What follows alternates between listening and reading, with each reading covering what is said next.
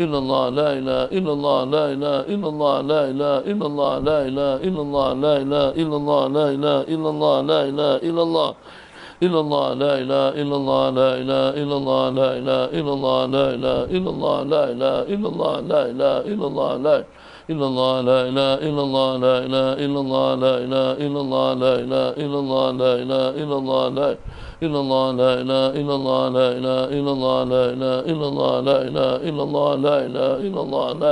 إلا الله لا إله إلا الله لا إله إلا الله لا إله إلا الله لا إله إلا الله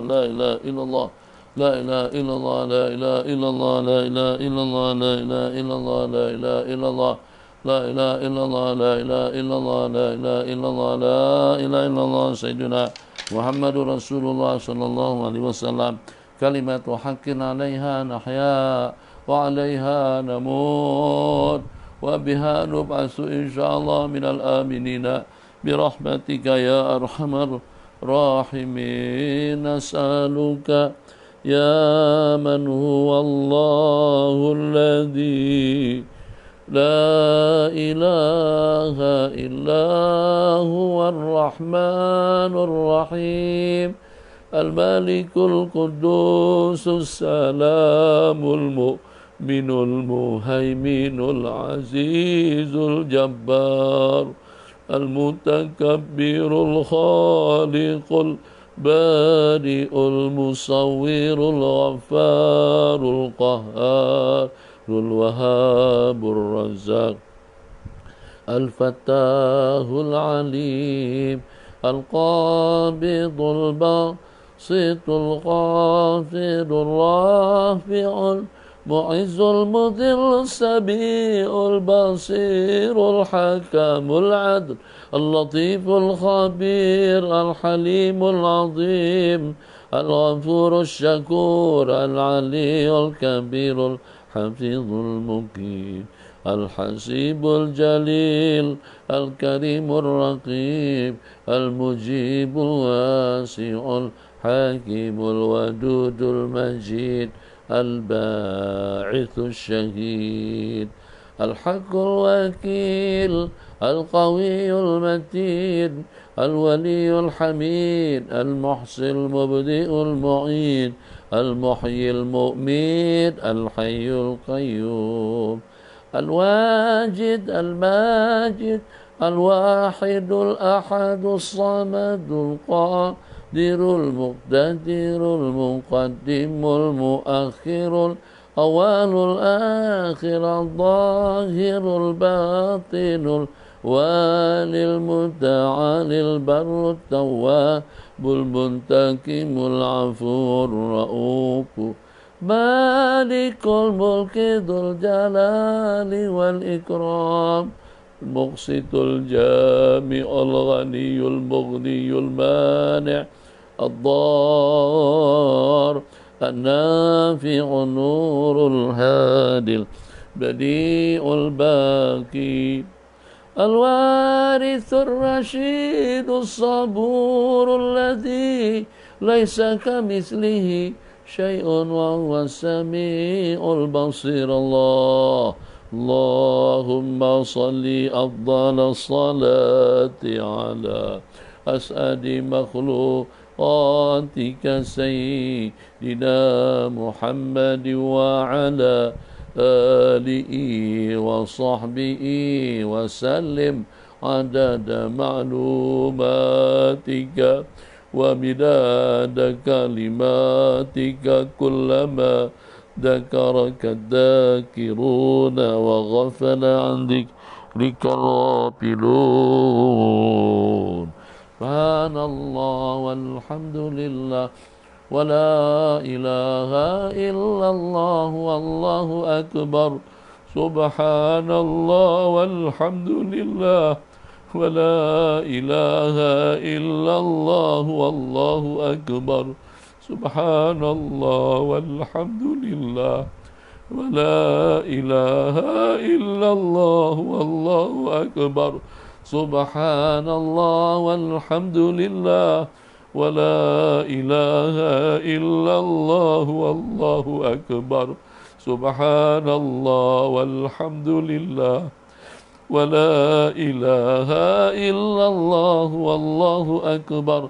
Subhanallah walhamdulillah wa la ilaha illallah wallahu akbar. Subhanallah walhamdulillah wa la ilaha illallah wallahu akbar.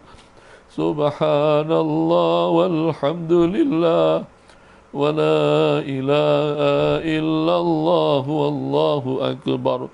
Subhanallah walhamdulillah wa la ilaha illallah wallahu akbar. Subhanallah walhamdulillah wa la ilaha illallah wallahu akbar. Subhanallah walhamdulillah wa la ilaha illallah Allahu akbar. Subhanallah walhamdulillah wa la ilaha illallah wallahu akbar.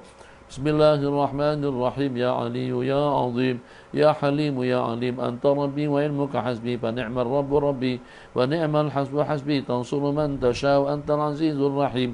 Nas'aluka al-ismata fil harakati was sakanati wal kalimati wal iradati wal qatarat min asy-syukuk wa dhunun al-waham satirati lil qulub an mutala'ati al-ghuyub. Faqad ibtuliya al-mu'minuna zulzilu zilzalan shadida wa taqulu al-munafiquna alladhina fi qulubihim maradun ma wa'adana Allah wa rasuluhu illa ghurura. ثبتنا وانصرنا وسخر لنا هذا البحر كما سخرت البحر لموسى وسخرت النار لإبراهيم سخرت الجبال والحديد لداود وسخرت الجن والشياطين سليمان سخر لنا كل بحر ولك بالأرض والسماء والملك والملكوت وبحر الدنيا وبحر الآخرة سخر لنا كل شيء يا من بيده ملكوت كل شيء كافها يا عين صاد سخر لنا كل شيء يا من بيده ملكوت كل شيء كافها يا عين صاد سخر لنا كل شيء يا من بيده ملكوت كل شيء كافها يا عين صاد سخر لنا كل شيء يا من بيده ملكوت كل شيء كافها يا عين صاد صرنا فإنك خير الناصرين وافتح لنا فإنك خير الفاتحين واغفر لنا فإنك خير الغافرين وارحمنا فإنك خير الراحمين زقنا فإنك خير الرازقين واهدنا ونجنا من القوم الظالمين وهب لنا ريحا طيبة كما هي في علمك شر علينا من خزائن رحمتك واحملنا بحمد الكرامة مع السلامة والعافية في الدين والدنيا والآخرة إنك على كل شيء قدير. اللهم يسر لنا أمورنا مع الراحة لقلوبنا وأبداننا والسلامة والعافية في ديننا ودنيانا وكن لنا صاحبا في سفرنا خليفة في أهلنا واطمس على وجوه أعدائنا وامسخهم على مكانتهم فلا يستطيعون المضي ولا المجيء إلينا ولو نشاء لطمسنا على أعين فاستبقوا الصراط فأنا يسرون ولو نشاء لمسخناهم على مكانتهم لما استطاعوا مضيا ولا يرجعون. ياسين والقرآن الحكيم إنك لمن المرسلين على صراط مستقيم تنزيل العزيز الرحيم لتنذر قوما ما أنذر آباؤهم فهم غافلون لقد حق القول على أكثرهم فهم لا يؤمنون إنا جعلنا في أعناقهم أغلالا فهي إلى الأذقان فهم مقمحون جعلنا من بين أيديهم سدا ومن خلفهم سدا فاغشيناهم فهم لا يبصرون شاءت الوجوه وعنت الوجوه للحي القيوم وقد خاب من حمل ظلما. طاسين حاميم عين سين قاف مرج البحرين يلتقيان بينهما برزخ لا يبغيان. حاميم حاميم حاميم حاميم حاميم حاميم حاميم حاميم حاميم حاميم حمى الأمر وجاء النصر علينا لا ينصرون. حاميم تنزيل الكتاب من الله العزيز العليم غافر الذنب وقابل التوب شديد العقاب ذي الطاعون لا إله إلا هو إليه المصير. بسم الله بابنا تبارك حيطاننا ياسين سكبنا كافها يا عين صاد كفايتنا حميم عين سين قاف حمايتنا فسيكفيك والله السميع العليم. بسم الله بابنا تبارك حيطاننا ياسين سقفنا كاف ها يا عين صاد كفايتنا حميم عين سين قاف حمايتنا فسيكفيك والله السميع العليم بسم الله بابنا تبارك حيطاننا ياسين سقفنا كاف ها يا عين صاد كفايتنا حميم عين سين قاف حمايتنا فسيكفيك والله السميع العليم ستر عصي مسبول علينا وعين الله ناظرة إلينا بحول الله لا يقدر علينا والله من ورائهم محيط بل هو قرآن مجيد في لوح محفوظ فالله خير حافظا وارحم الراحمين والله خير حافظا وارحم الراحمين والله خير حافظا وارحم الراحمين إن ولي الله الذي نزل الكتاب ويتولى الصالحين إن ولي الله الذي نزل الكتاب ويتولى الصالحين إن ولي الله الذي نزل الكتاب ويتولى الصالحين حسبي الله لا إله إلا هو عليه توكلت وهو رب العرش العظيم حسبي الله لا إله إلا هو عليه توكلت وهو رب العرش العظيم حسبي الله لا إله إلا هو عليه توكلت وهو رب العرش العظيم ولا حول ولا قوة إلا بالله العلي العظيم ولا حول ولا قوة إلا بالله العلي العظيم ولا حول ولا قوة إلا بالله العلي العظيم بسم الله الذي لا يضر مع اسمه شيء في الأرض ولا في السماء والسميع العليم بسم الله الذي لا يضر مع اسمه شيء في الأرض ولا في السماء والسميع العليم بسم الله الذي لا يضر مع اسمه شيء في الأرض ولا في السماء والسميع العليم أعوذ بكلمات الله التامات من شر ما خلق أعوذ بكلمات الله التامات من شر ما خلق أعوذ بكلمات الله التامات من شر ما خلق صلى الله على سيدنا محمد وعلى آله وصحبه وسلم أجمعين اللهم أنت ربي لا إله إلا أنت خلقتني وأنا عبدك وأنا على عهدك ووعدك ما استطعت أعوذ بك من شر ما صنعت بولك بنعمتك علي وأبو بذنبي فاغفر لي فإنه لا يغفر الذنوب إلا أنت اللهم أنت ربي لا إله إلا أنت خلقتني وأنا عبدك وأنا على عهدك ووعدك ما استطعت أعوذ بك من شر ما صنعت أبوء لك بنعمتك علي وأبوء بذنبي واغفر لي فإنه لا يغفر الذنوب إلا أنت اللهم أنت ربي لا إله إلا أنت خلقتني وأنا عبدك وأنا على عهدك ووعدك ما استطعت أعوذ بك من شر ما صنعت أبوء لك بنعمتك علي وأبوء بذنبي فاغفر لي فإنه لا يغفر الذنوب إلا أنت اللهم أنت ربي لا إله إلا أنت عليك توكلت أنت رب العرش العظيم ما شاء الله كان وما لم يشأ لم يكن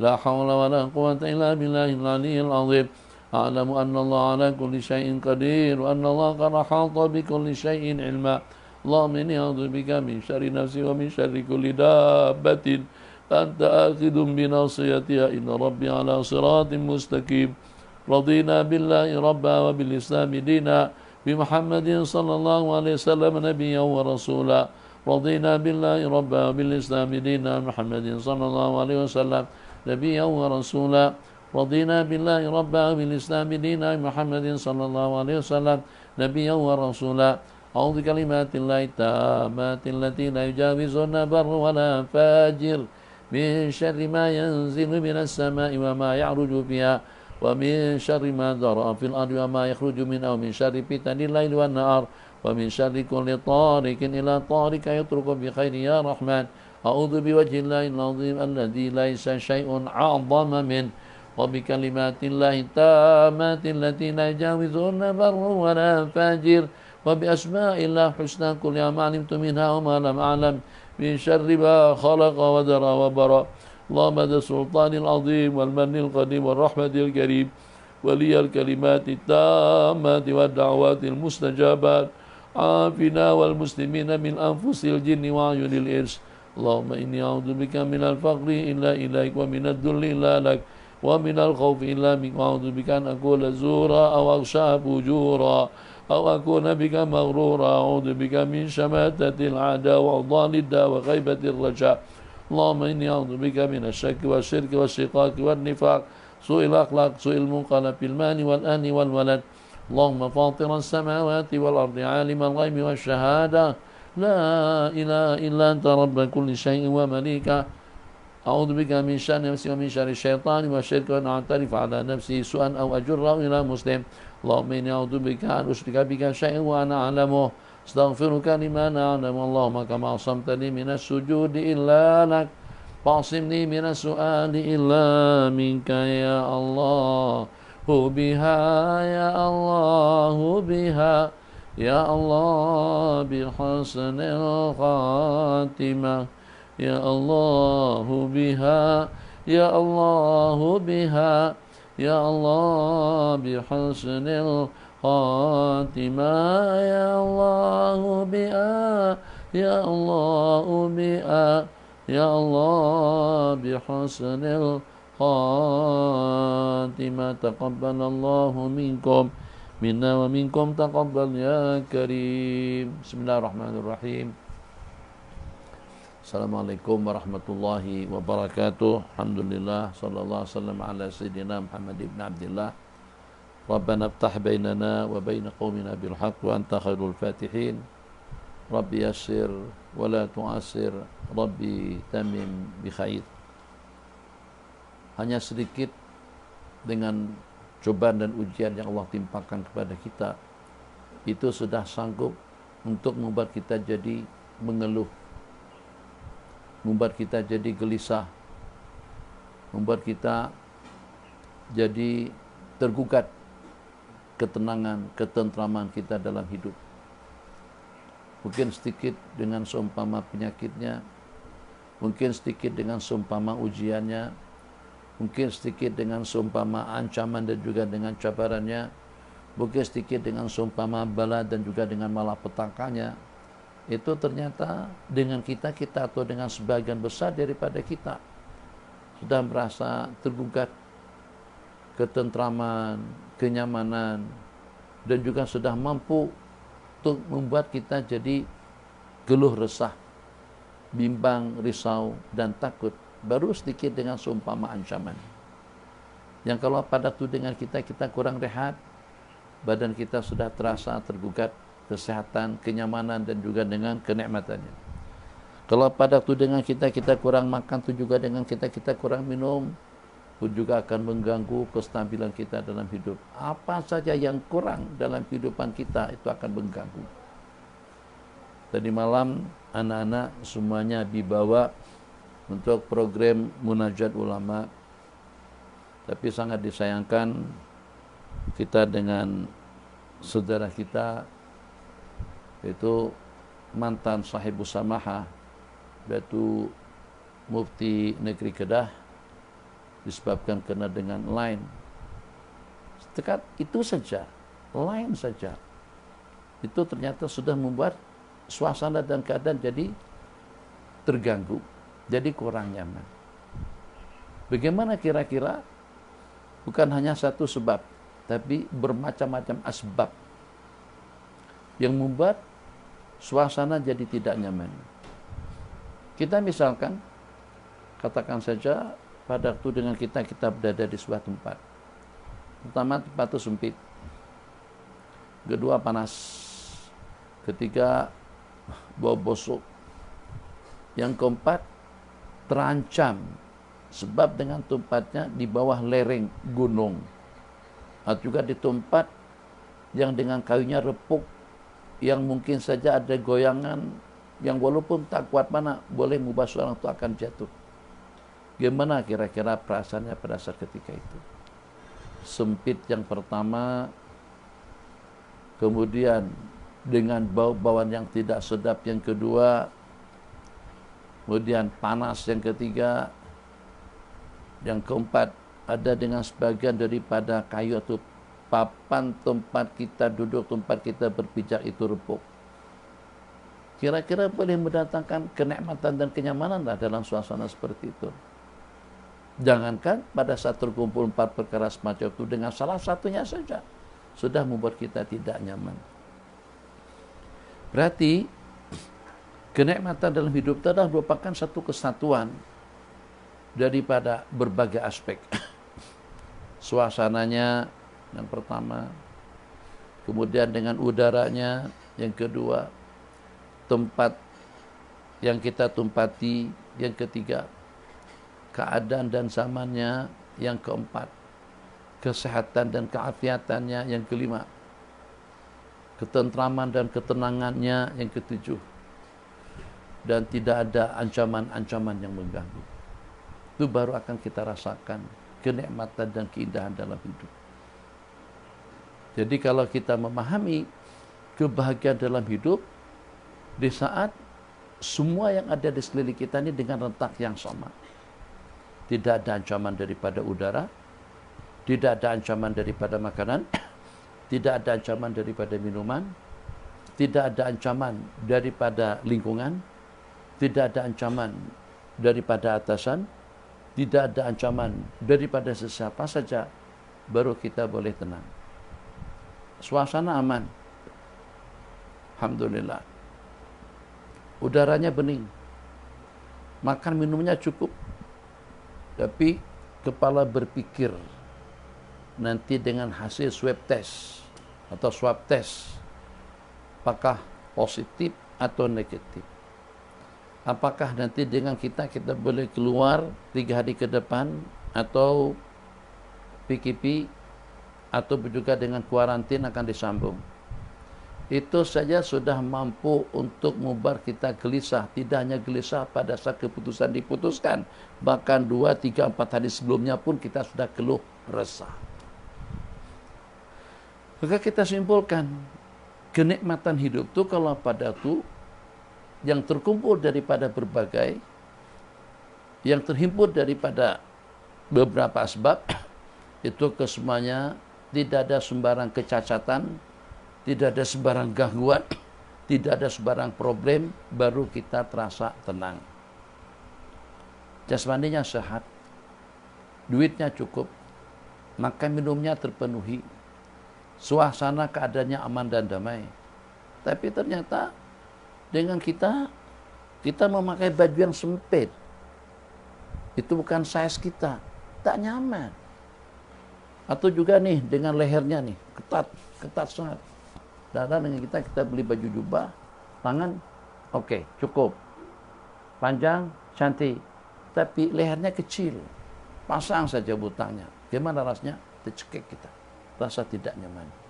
Oke, kalau kita pahami falsafat kultum yang 7 menit ini, kuliah yang 7 menit ini, maka bina simpulkan, yang mana satu daripada anggota tubuh kita yang bermasalah, apakah itu kaki, disebabkan karena dia melangkah ke tempat-tempat mungkar, apakah itu tangan karena mengambil yang tidak boleh diambil, menyentuh yang tidak boleh disentuh, apakah itu mata karena dipandangkan kepada perkara-perkara terlarang, apakah yang bermasalah itu telinga, ataupun juga dengan hidung, ataupun juga dengan mulut, ataupun juga dengan perut, atau juga dengan kepala yang berpikir.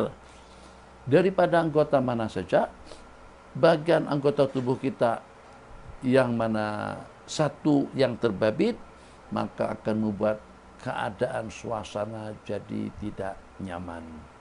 Pada tiap pagi, seumpama pada pagi hari ini, anggota tubuh mengingatkan kepada mulut, hai mulut, hai al-lisan, ini istaqamti atau ini istaqamta, kalau kamu lurus kami akan lurus, kalau kau bengkok maka kami pun juga akan menjadi bengkok. Kenapa khitabnya kepada lisan? Sebab lisan adalah merupakan yang terpenting daripada seluruh anggota tubuh. Dia sebagai juru bicara, dia sebagai mutarjem kepada satu persatu daripada anggota. Problem mata yang melihat, siapa yang komen?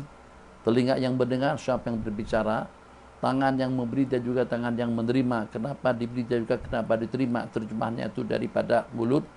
Kita menyampaikan sesuatu dengan mulut, dengan kita mengungsikan sesuatu dengan mulut, dengan kita membuat orang jadi sedih dan kecewa itu dengan mulut, mencerca dan juga mencaci makinya dengan mulut, mengopat dan dengan dombanya pun juga dengan mulut, dan juga dengan mulutlah yang menjadi asbab manusia akan masuk ke dalam surganya Allah Jalla Jalaluh dengan ucapan 2 kalimat syahadat. Jadi mulut mempunyai peranan luar biasa. Kalau dengan tangan, ya ibadah daripada kedua belah tangan tidak sebanyak ibadah daripada mulut. Ibadah daripada telinga tetap tidak sebanyak ibadah daripada mulut. Mulut sebagai mutarjim, Mulut juga sebagai asbab, merupakan suatu nikmat yang punya potensi luar biasa banyak untuk mendekatkan diri kita kepada Allah. Wabillahi taufik. Kita berikan dalam 5 menit. Wassallallahu ala sayyidina Muhammad. Wassalamualaikum warahmatullahi wabarakatuh. Anak-anak, selepas Abi baca tasbih tahmid takbir tadi itu, tapi kami tidak live, Abi suruh tidur semuanya. Mau cuti, mau cuti. Kenapa? Masih mengantuk. Ini juga hubungkan dengan kuliah kita yang 7 menit tadi itu. Karena kurang rehat saja, kurang tidur saja, sudah menggugat kenyamanan. Jadi mereka tak mampu untuk menahan mata, terpaksa tidur terbaring semuanya. Begitulah juga dengan sesiapa saja. Hada wabillahi taufik. Sekali lagi, wassalamualaikum warahmatullahi wabarakatuh.